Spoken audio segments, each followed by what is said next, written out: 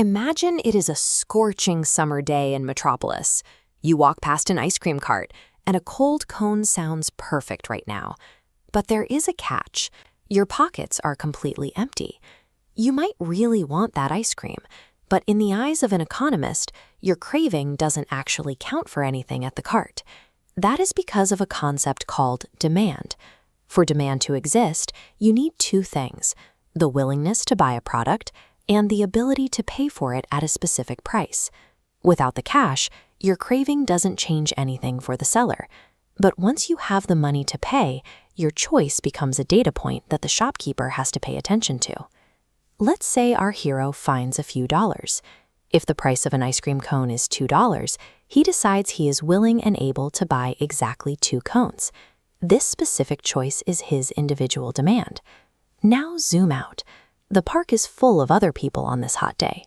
Each person has their own budget and their own level of craving for ice cream.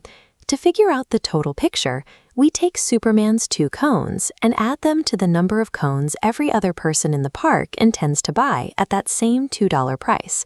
When you total up every person's intended purchase like this, you arrive at the market demand. The large numbers we see in national economies are the result of these small individual tallies being combined over and over again.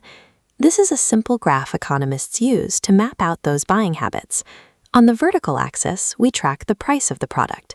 On the horizontal axis, we track the quantity that people are willing to buy. Let's plot some data. If the vendor charges a very high price for an ice cream cone, people will naturally buy fewer of them. We mark that here: high price, low quantity. But if the vendor slashes the price to almost nothing, buyers will flock to the cart.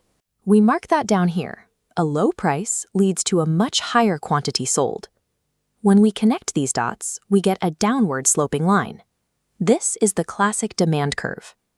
This shape illustrates the law of demand. As the price of a good falls, the quantity people are willing to buy rises. The two move in opposite directions. Now, what happens if the vendor decides to change the number on the price tag, while absolutely everything else in the park stays the same? A sudden price drop naturally tempts people to buy more cones. We track this by sliding down our existing line to a higher quantity, showing how the market grows as the price falls. On the other hand, a sudden price hike forces buyers to purchase fewer cones. The point slides back up the steep line, showing the market shrinking because of the higher cost. Notice that changing the price of the ice cream only moves us up and down the existing line. The line itself stays firmly in place. But what if the price tag stays exactly the same and the outside world changes instead? Imagine a severe heat wave.